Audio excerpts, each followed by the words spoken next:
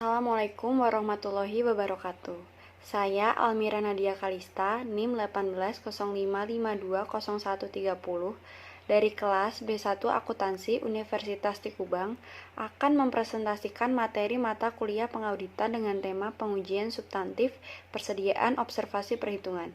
Tujuan dari video ini adalah untuk memenuhi tugas ujian tengah semester mata kuliah pengauditan 2.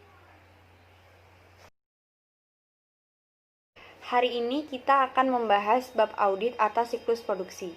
Bagian ini mencakup pertimbangan sistem pengendalian internal yang berkaitan dengan transaksi pabrikasi dan memberikan perhatian khusus pada pengujian substantif atas saldo persediaan, baik untuk persediaan yang dibuat maupun yang dibeli. Dalam bab ini akan dibahas 6 materi. Yang pertama ada sifat siklus produksi, yang kedua ada materialitas dan risiko inheren, yang ketiga ada pemahaman bisnis dan industri klien, yang keempat ada pengujian mengamati perhitungan persediaan fisik, yang kelima ada pengujian penetapan biaya persediaan, dan yang terakhir ada pengujian persediaan yang disimpan dan dikendalikan oleh pihak ketiga.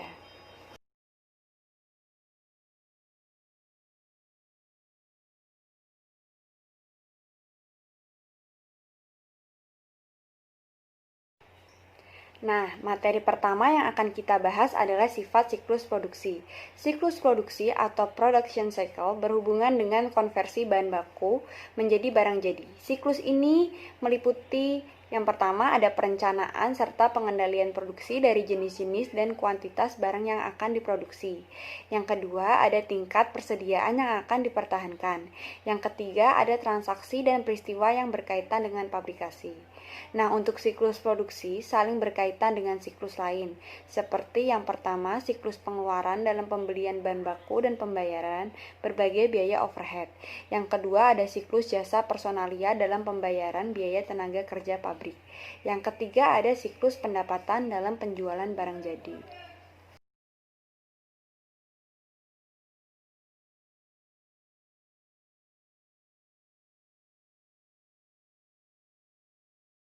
Nah, materi selanjutnya ada materialitas dan risiko inheren. Pertama, kita akan membahas materialitas terlebih dahulu. Bagi entitas-entitas ini, persediaan adalah unsur yang material dan audit atas persediaan merupakan hal yang paling penting untuk mencapai pendapat tentang kewajaran penyajian laporan keuangan secara keseluruhan. Alokasi materialisasi ke akun-akun yang dipengaruhi oleh transaksi dalam siklus ini akan bervariasi menurut pertimbangannya. Di sini kita akan membahas dua pertimbangan. Yang pertama ada pertimbangan utama dan yang kedua ada pertimbangan sekunder. Pertimbangan yang utama dalam mengevaluasi alokasi materialitas adalah penentuan besarnya salah saji yang akan mempengaruhi keputusan pemakai laporan keuangan yang berakal sehat.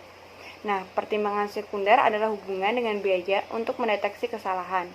Umumnya audit atas persediaan termasuk mengamati keberadaan persediaan dan mengaudit ketepatan penilaian persediaan memerlukan banyak biaya. Akibatnya auditor biasanya akan mengalokasikan suatu jumlah yang signifikan dari keseluruhan materialitas ke audit persediaan, tanpa melebihi jumlah yang ia anggap akan mempengaruhi analisis pemakai laporan keuangan. Selanjutnya kita akan membahas risiko inheren. Risiko inheren dari terjadinya salah saji dalam laporan keuangan yang disebabkan oleh transaksi persediaan pada jaringan hotel atau distrik sekolah relatif rendah, karena persediaan bukan merupakan bagian yang material dari proses inti entitas itu. Namun untuk pabrikan, pedagang, grosir, atau pedagang eceran, persediaan dapat dinilai sebesar atau mendekati maksimum karena alasan-alasan seperti yang pertama, di sini ada volume transaksi pembelian, pabrikasi, dan penjualan yang mempengaruhi akun-akun ini biasanya tinggi, sehingga meningkat peluang terjadinya salah saji. Yang kedua, seringkali terjadi masalah yang diperdebatkan seputar identifikasi, pengukuran, dan alokasi biaya-biaya yang dapat dimasukkan dalam persediaan, seperti bahan, tenaga kerja, dan overhead pabrik tak langsung, biaya produk gabungan dan disposisi varians, biaya akuntansi untuk bahan sisa dari proses produksi, dan masalah akuntansi biaya lainnya.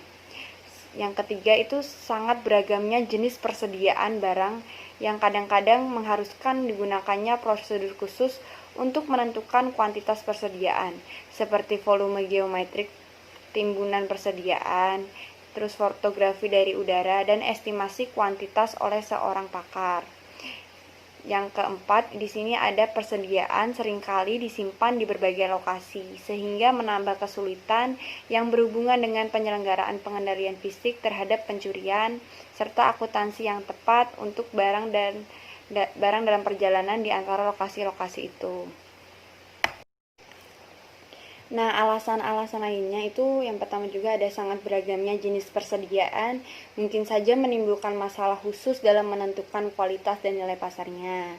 Terus ada persediaan sangat rentan terhadap pembusukan, keusangan, dan faktor-faktor lain seperti kondisi ekonomi umum yang dapat mempengaruhi permintaan serta kemampuan menjual dan dengan demikian mempengaruhi ketetapan penilaian persediaan tersebut.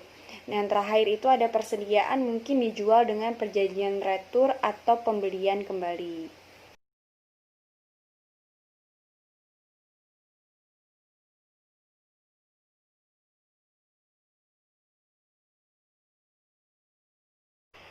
Nah, sekarang kita akan membahas materi yang ketiga, yaitu pemahaman bisnis dan industri klien. Pemahaman tentang bisnis dan industri klien akan membantu auditor dalam merancang program audit yang efektif dan efisien. Bagi banyak perusahaan, persediaan pabrikasi merupakan proses inti dan kemampuan entitas itu untuk menghasilkan laba serta arus kas akan tergantung pada seberapa baik proses pabrikasi ini dikelola. Bagi banyak perusahaan, distribusi dan eceran, manajemen persediaan merupakan hal yang penting untuk mencapai keberhasilan. Pada saat mengaudit sebuah pabrikasi, auditor biasanya ingin memahami intensitas modal dari proses pabrikasi, di samping bauran bahan baku dan tenaga kerja yang diperlukan dalam proses pabrikasi itu. Suatu proses yang terutama bersifat padat modal, seperti penyulingan minyak, biasanya mempunyai jumlah biaya tetap yang signifikan, yang memerlukan volume yang cukup besar untuk menjamin profitabilitas.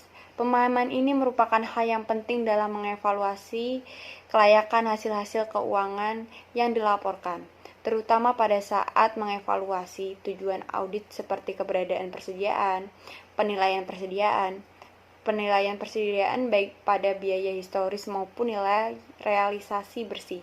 Apakah klien memegang hak kepemilikan atas persediaan, serta masalah penyajian dan pengungkapan. Persediaan sebenarnya tidak material bagi industri-industri seperti industri hotel dan sekolah. Kedua industri ini merupakan industri jasa dan audit atas persediaan biasanya tidak signifikan terhadap keseluruhan strategi audit dalam kedua industri itu. Akan tetapi dalam mengaudit toko eceran, pabrikan, peralatan rumah tangga, dan pabrikan komputer, audit atas persediaan merupakan proses inti yang material dan sangat penting bagi keberhasilan entitas bersangkutan. Selanjutnya, dalam setiap kasus, unsur persediaan merupakan hal yang material terhadap neraca suatu entitas atau perusahaan. Walaupun demikian, setiap industri memiliki sifat yang unik dalam hal jumlah hari yang diperlukannya untuk memutar persediaan. Selain itu, dalam setiap kasus, jumlah hari perputaran persediaan juga sangat bervariasi di antara industri-industri tersebut. Sehingga sangat penting untuk memahami keadaan klien dan menemukan bukti yang mencukupi guna mendukung pendapat mengenai kewajaran penyajian laporan keuangan. Auditor biasanya akan mengevaluasi harga pokok penjualan dan margin kotor ketika mengaudit persediaan. Auditor harus menyadari bahwa jika persediaan ditetapkan terlalu tinggi, maka harga pokok penjualan akan ditetapkan terlalu rendah dan margin kotor diterapkan terlalu tinggi. Salah saji yang sama yang menetapkan harga pokok penjualan terlalu rendah dan menetapkan persediaan terlalu tinggi akan menetapkan jumlah hari perputaran persediaan terlalu tinggi, serta membuatnya terlihat memerlukan waktu yang lebih lama untuk memutar persediaan daripada sebenarnya. Nah, hal itu bisa terjadi karena pentingnya persediaan bagi kewajaran penyajian bagi sebagian besar pabrikan, pedagang grosir, dan pedagang eceran. Maka auditor dapat menggunakan prosedur analitis untuk mengidentifikasi bidang yang bermasalah. Karena signifikannya jumlah transaksi persediaan yang dilakukan oleh entitas-entitas ini, maka auditor akan sering menekankan pada pendekatan penilaian tingkat risiko pengendalian yang lebih rendah dalam situasi tersebut.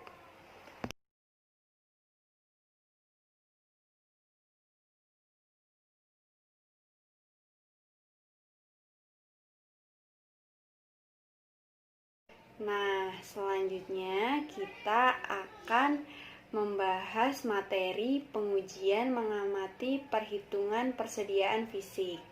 Pengamatan perhitungan persediaan sudah menjadi prosedur auditing yang diterima umum selama lebih dari 50 tahun. Prosedur ini diwajibkan apabila persediaan merupakan hal yang material bagi laporan keuangan sebuah perusahaan, serta praktis dan layak dilaksanakan. Pengamatan perhitungan persediaan ini bisa saja merepotkan, menghabiskan banyak waktu karena sulit bagi auditor, tetapi biasanya hal itu jarang terjadi. Dalam melakukan prosedur auditing ini, klien memikul tanggung jawab untuk menghitung persediaan. Statement on Auditing 1 atau SAS 1 AU 331.09 piutang dan persediaan mengatakan bahwa dari pengujian substantif ini auditor akan memperoleh pengetahuan langsung mengenai efektivitas perhitungan, persediaan klien serta tingkat keandalan yang dapat diberikan atas asersi manajemen sehubungan dengan kuantitas dan kondisi fisik persediaan. Dalam beberapa kasus, spesialis persediaan dari luar perusahaan mungkin dipekerjakan oleh klien untuk menghitung persediaan. Apabila hal ini terjadi, auditor harus hadir untuk mengamati perhitungan yang mereka lakukan, karena dari sudut pandang auditing, para spesialis itu pada dasarnya sama dengan karyawan perusahaan. Pertimbangan audit utama yang dapat diterapkan pada prosedur yang diwajibkan ini akan dijelaskan dalam subbagian-subbagian di slide berikutnya. Di dalam pengujian mengamati perhitungan persediaan fisik, terdapat pertimbangan audit utama yang dapat diterapkan pada prosedur yang diwajibkan. Terdiri dari yang pertama, ada penetapan waktu dan luas observasi. Yang kedua, ada rencana perhitungan dan persediaan. Yang ketiga, ada pelaksanaan observasi perhitungan fisik. Nah, ketiga materi tersebut akan dijelaskan di slide selanjutnya.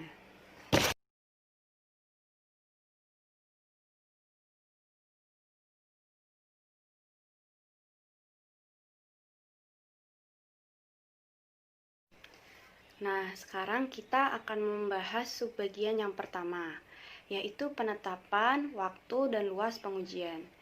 Penetapan waktu pengamatan persediaan tergantung pada sistem persediaan yang dianut klien dan efektivitas pengendalian internal. Dalam sistem persediaan periodik, kuantitas ditentukan melalui perhitungan fisik dan semua perhitungan telah dilakukan pada tanggal tertentu. Tanggal itu harus ditetapkan pada atau mendekati tanggal neraca, dan auditor biasanya harus hadir dalam penetapan tanggal itu. Dalam sistem persediaan perpetual, dengan pengendalian internal yang efektif, perhitungan fisik dapat dilakukan dan dibandingkan dengan catatan persediaan pada tanggal interim. Apabila catatan perpetual telah diselenggarakan dengan baik dan perbandingan dengan perhitungan fisik telah dilakukan secara periodik oleh klien, maka auditor harus hadir untuk mengamati sampel representatif dari perhitungan semacam itu. Dalam kasus seperti itu, prosedur ini dapat dilakukan selama atau setelah akhir periode yang diaudit. Dalam perusahaan yang memiliki persediaan yang tersebar di banyak tempat, pengamatan auditor biasanya harus mencakup semua lokasi persediaan yang signifikan.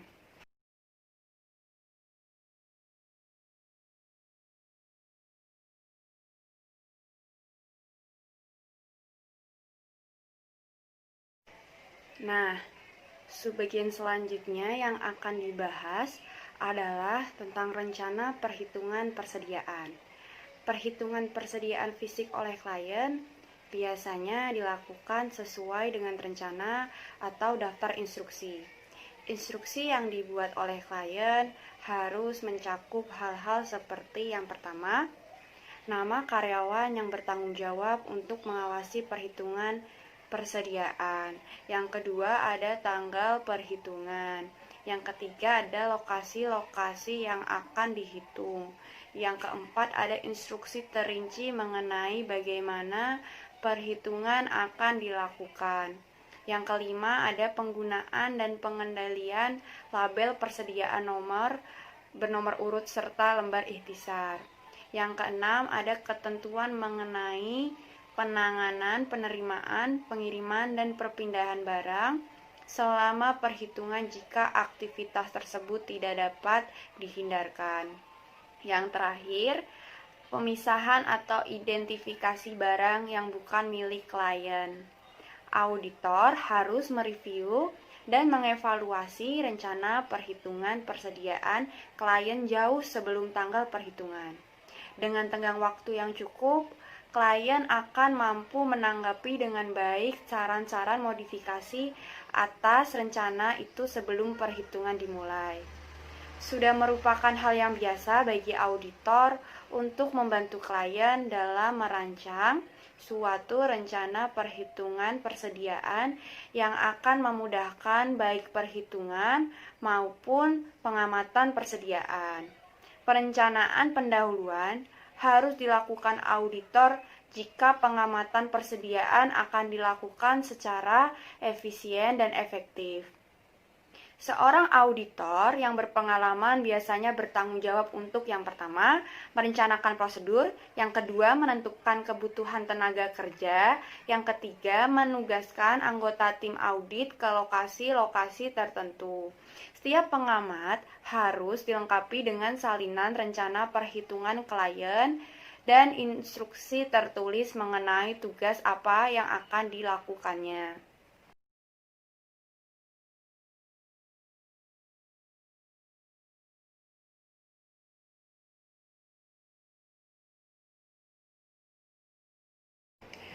Apabila persediaan bersifat material dan auditor tidak mengamati perhitungan persediaan pada atau menjelang akhir tahun, maka AU 331.12 menyatakan bahwa pengujian atas catatan akuntansi saja tidak akan memadai dalam kaitannya dengan kuantitas. Yang kedua, auditor harus selalu melakukan atau mengamati beberapa perhitungan fisik persediaan dan menerapkan pengujian yang tepat atas transaksi yang terjadi selama perhitungan. Pada saat prosedur pengamatan telah selesai, sejumlah anggota tim audit harus menyiapkan sebuah ikhtisar keseluruhan. Ikhtisar itu harus mencakup uraian mengenai hal-hal seperti: yang pertama, menyimpang dari rencana perhitungan persediaan yang disusun klien. Yang kedua, luas pengujian perhitungan dan setiap selisih yang material yang dihasilkan. Serta yang ketiga, kesimpulan mengenai keakuratan perhitungan dan kondisi umum persediaan. Apabila persediaan bersifat material dan auditor tidak mengamati perhitungan persediaan pada atau menjelang akhir tahun, maka AU 331.12 menyatakan bahwa pengujian atas catatan akuntansi saja tidak akan memadai dalam kaitannya dengan kuantitas. Yang kedua, auditor harus selalu melakukan atau mengamati beberapa perhitungan fisik persediaan dan menerapkan pengujian yang tepat atas transaksi yang terjadi selama perhitungan.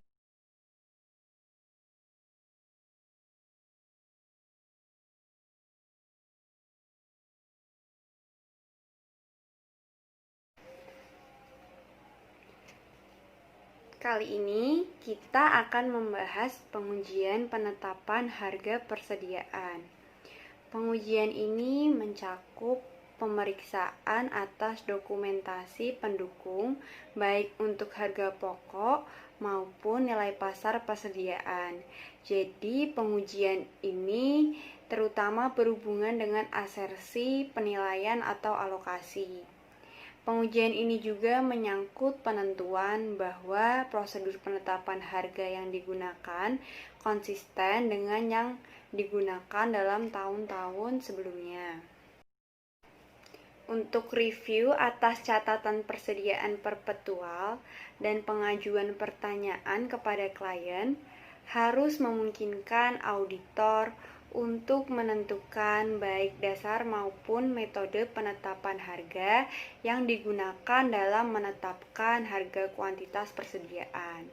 Sebaliknya, konsistensi penetapan harga ini dapat ditetapkan dengan melihat kembali kertas kerja tahun sebelumnya atau dalam audit yang berulang dan atau laporan keuangan tahun sebelumnya.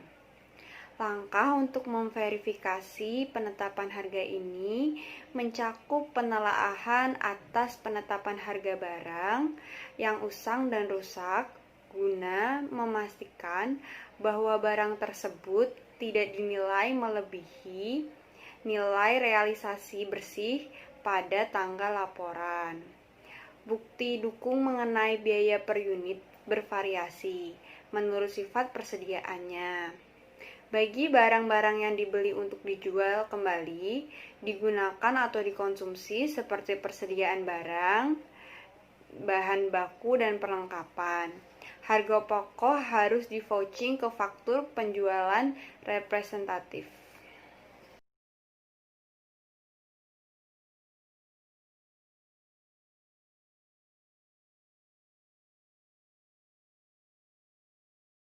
Sekarang kita akan membahas materi kita yang terakhir, yaitu pengujian persediaan yang disimpan dan dikendalikan oleh pihak ketiga. Apabila persediaan klien disimpan di gudang umum atau pada jasa penyimpanan atau kustodian luar, maka auditor harus memperoleh bukti mengenai eksistensi persediaan itu melalui komunikasi langsung dengan si penyimpan. Jenis bukti ini akan dianggap memadai, kecuali bila jumlah yang terlibat merupakan proporsi yang signifikan dari aktiva lancar atau total aktiva. Dalam kasus ini, AU 331.14 menyatakan bahwa auditor harus menerapkan satu atau lebih dari prosedur-prosedur berikut ini. Yang pertama, ada pengujian prosedur pemilik untuk menyelidiki penjaga gudang dan mengevaluasi kinerja penjaga gudang. Yang kedua, mendapatkan laporan akuntan independen mengenai prosedur pengendalian yang diterapkan penjaga gudang berhubungan dengan penyimpanan barang dan jika ada penjaminan tanda terima atau menerapkan prosedur alternatif atas gudang untuk mendapatkan keyakinan yang layak bahwa informasi yang diterima dari penjaga gudang dapat diandalkan. Yang ketiga, mengamati perhitungan fisik barang jika praktis dan layak. Yang terakhir, jika tanda terima gudang sudah dijaminkan sebagai agunan, maka konfirmasikan kepada pemberi pinjaman mengenai rincian yang berkaitan dengan tanda terima yang dijaminkan itu atas dasar pengujian jika tepat. Nah, pengujian ini juga dapat memberikan bukti tentang asersi hak dan kewajiban. Selain itu, pengujian ini juga akan menghasilkan bukti mengenai asersi kelengkapan jika pihak penyimpan mengkonfirmasikan lebih banyak barang di tangan daripada yang dinyatakan dalam permintaan konfirmasi. Pengkonfirmasian persediaan ini tidak memberikan bukti apapun tentang nilai persediaan karena penyimpan tidak diminta untuk melaporkan biaya. kondisi atau nilai pasar barang yang tersimpan di gudang.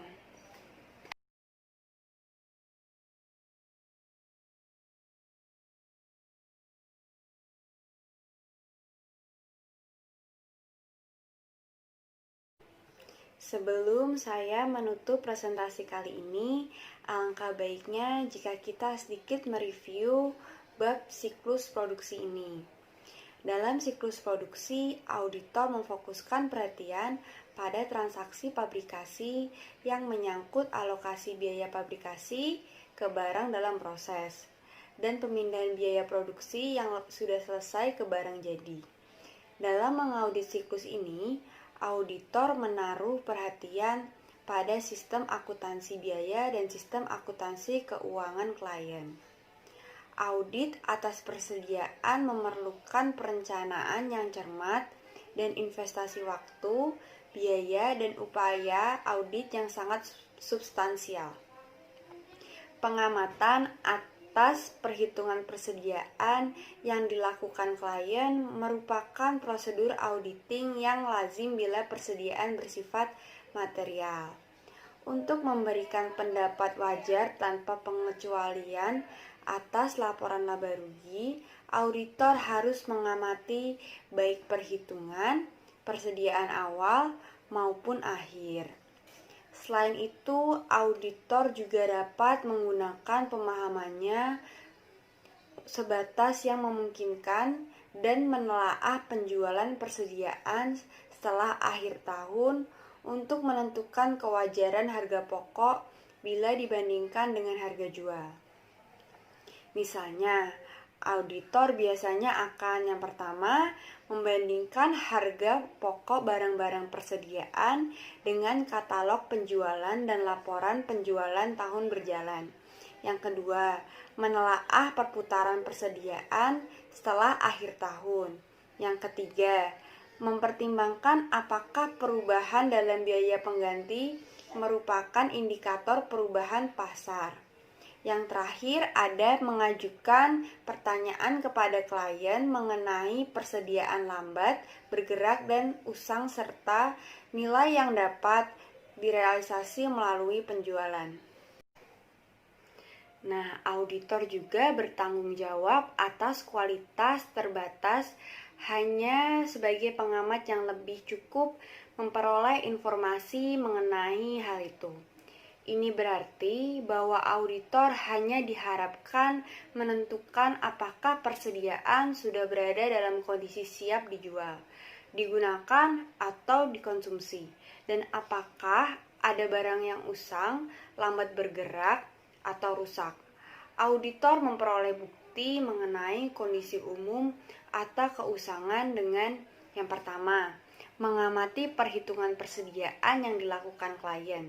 Yang kedua, melakukan scanning atas catatan persediaan perpetual untuk mengetahui barang-barang yang lambat bergerak. Yang ketiga, ada menelaah laporan produksi pengendalian mutu. Kategori pengujian substantif yang mungkin dilakukan terhadap asersi-asersi saldo persediaan. Yang pertama ada prosedur awal, yang kedua ada prosedur analitis, yang ketiga ada pengujian rincian transaksi, yang keempat ada pengujian rincian saldo, yang kelima ada pengujian rincian saldo estimasi akuntansi, yang keenam ada prosedur yang diwajibkan, yang terakhir ada penyajian dan pengungkapan. Sekian presentasi dari saya hari ini. Terima kasih atas perhatiannya. Jika ada kesalahan, saya mohon maaf. Demikian akhir presentasi saya. Semoga bermanfaat untuk kita semua. Assalamualaikum warahmatullahi wabarakatuh.